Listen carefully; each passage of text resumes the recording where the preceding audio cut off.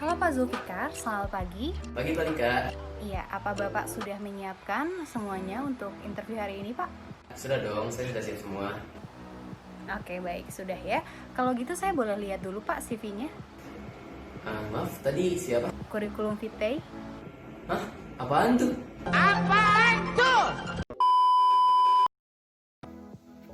CV atau kurikulum vitae adalah daftar riwayat hidup berupa dokumen yang memberikan gambaran mengenai pengalaman seseorang dan kualifikasi lainnya.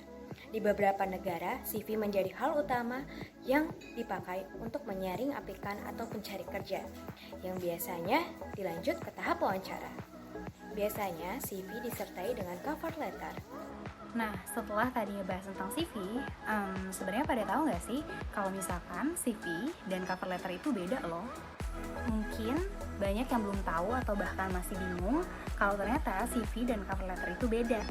Nah, singkatnya, cover letter itu merupakan surat pengantar dari dokumen CV yang hendak kamu kirimkan. Biasanya, cover letter itu terdiri dari 3 paragraf. Yang pertama, ada paragraf pembuka yang isinya tentang asal info lowongan pekerjaan dan alasan kamu tertarik di pekerjaan ini. Nah, yang kedua, ada paragraf isi. Nah, paragraf isi ini biasanya berisi tentang alasan perusahaan kenapa harus terima kamu. Terus, boleh banget nih kamu nge-branding diri kamu sebaik mungkin dengan menonjolkan kelebihan-kelebihan kamu. Nah, yang ketiga, ada paragraf penutup.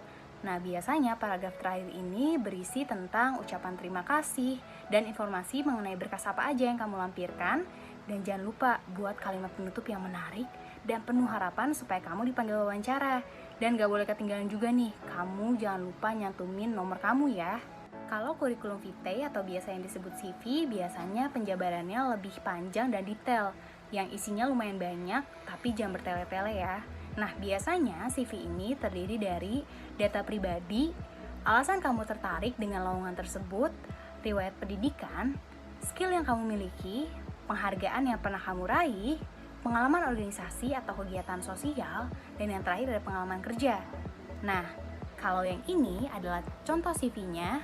Nah, kalau ini adalah contoh cover letter. Udah tahu kan bedanya di mana? Jangan sampai ketuker ya.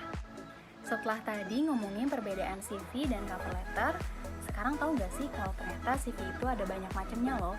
Ada 3 macam CV yang perlu kamu tahu. Yang pertama ada chronological CV. Chronological CV merupakan jenis CV yang ditulis dengan mengurutkan riwayat pendidikan, kemudian dilanjutkan dengan menulis riwayat pekerjaan. Nah, biasanya CV seperti ini digunakan oleh para pekerja yang sudah memiliki banyak pengalaman, baik itu pengalaman pekerjaan maupun pengalaman organisasinya. Nah, yang kedua ada functional CV. Functional CV merupakan jenis CV yang ditulis dengan menekankan keunggulan yang dimiliki, baik itu keahlian, kualifikasi, ataupun prestasi yang pernah diraih. Nah, yang terakhir ada combination CV yang merupakan kombinasi antara chronological CV dan functional CV yang pada awalnya ditulis keunggulan yang dimiliki, lalu diikuti dengan urutan riwayat pendidikan dan pekerjaannya. Setelah mengetahui apa itu CV dan jenis-jenis CV, ada beberapa tips yang perlu diperhatikan untuk membuat CV menjadi menarik. Apa saja tips-tips tersebut? Yuk kita lihat. Nah, ada 7 tips untuk membuat CV menarik di mata HRD yang perlu kalian tahu. Yang pertama, pahami isi CV terlebih dahulu. Tujuan dari pahami CV terlebih dahulu adalah di dalam CV terdapat data diri, pendidikan, personalitas, keterampilan, proyek, dan pengalaman kerja training, serta informasi lain tentang diri kamu. Usahakan menulis hal ini dengan singkat dan jelas agar CV kamu lebih nyaman dibaca. Yang kedua adalah desain. Desain sederhana namun menarik, tidak perlu desain yang terlalu mewah, yang diperlukan hanyalah desain simple yang menarik serta memuat semua informasi penting. Yang ketiga, cantumkan informasi pengalaman bekerja secara detail. 4. Sisipkan kontak referensi. Tujuan dari kontak referensi adalah memberikan informasi penting dari pihak ketiga terkait kompetensi terhadap pekerjaan yang akan diberikan oleh perusahaan kepada Anda. Tetapi, sebelum mencantumkan hal ini, pastikan kalian meminta izin pada orang yang nomornya kalian cantumkan sebagai referensi ya. Yang kelima, tunjukkan kemampuan bahasa asing kalian. Jika menguasai bahasa asing kalian dapat menulis CV dengan menggunakan bahasa Inggris agar menarik HRD. Yang keenam, tambahkan informasi sosial media Anda. Buatlah halaman sosial media Anda secara semenarik mungkin. Tujuannya agar HRD akan lebih bisa melihat pribadi Anda lebih jauh. Yang terakhir, tambahkan soft skill yang kalian miliki. Selain hard skill, soft skill juga dibutuhkan dalam CV karena soft skill dibutuhkan untuk sukses dalam dunia pekerjaan. Selanjutnya, dalam buat CV dan cover letter, ada beberapa do's and don'ts yang perlu kamu perhatikan agar peluang kamu untuk diterima di pekerjaan yang kamu lamar bisa menjadi lebih besar. Nah, beberapa hal yang perlu kamu lakukan dalam membuat CV dan cover letter. Yang pertama adalah menyesuaikannya dengan pekerjaan yang kamu lamar.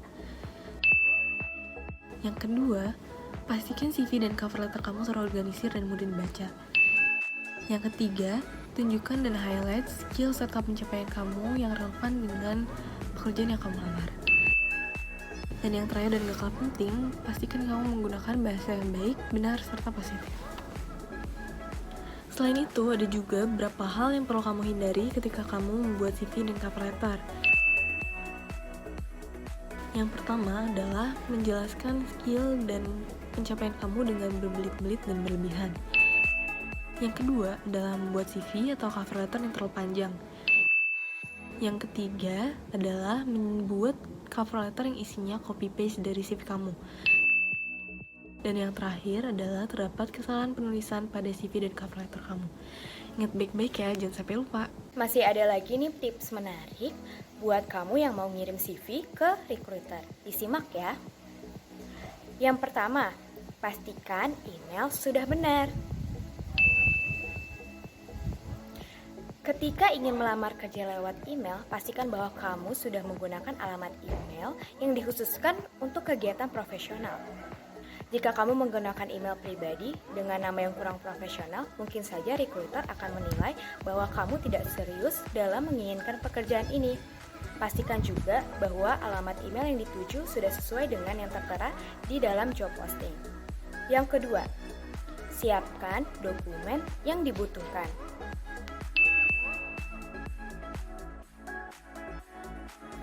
Setelah melihat job posting, baik itu dari sosial media ataupun situs pencarian kerja, perhatikan benar-benar dokumen apa saja yang dibutuhkan ketika mengirim email. Dua dokumen yang hampir selalu diminta adalah CV dan juga cover letter. Sama seperti email, pastikan bahwa kamu menamai file secara profesional dengan format yang diminta oleh recruiter. Biasanya format file yang diminta adalah PDF, doc, atau JPEG. Pastikan kamu nulis format dengan benar ya. Yang ketiga, tulis subjek dengan benar. Saat melamar kerja lewat email, pastikan kamu menulis subjek dengan singkat, padat, dan juga jelas. Terdapat dua kesalahan yang terkadang masih sering dilakukan, yaitu menulis terlalu banyak dan bahkan tidak menuliskan subjek email sama sekali. Yang keempat, isi body email. Apa sih yang kamu perlu tulis di dalam body email? Dilansir dari Balance Careers, body email juga berfungsi sebagai cover letter. Nah, poin yang paling penting untuk dituliskan adalah alasan kenapa kamu mengirim email tersebut. Terus kamu mengelamar kerja bagian apa? Kualifikasi yang kamu punya untuk pekerjaan itu apa? Apa yang bisa ditawarkan untuk perusahaan? Dan kontak atau alamat yang bisa dihubungi jika perusahaan ingin follow up perihal lamaran kerja. Usahakan penyampaiannya semua poin di atas secara singkat ya, padat dan juga jelas agar recruiter benar-benar mengetahui maksud dari email kamu. Yang kelima, gunakan bahasa formal. Cara melamar kerja lewat email yang paling penting adalah menggunakan bahasa formal, baik itu bahasa Inggris ataupun Indonesia. Hindari penggunaan kata sapaan seperti aku, kamu, atau bahkan gue, elu.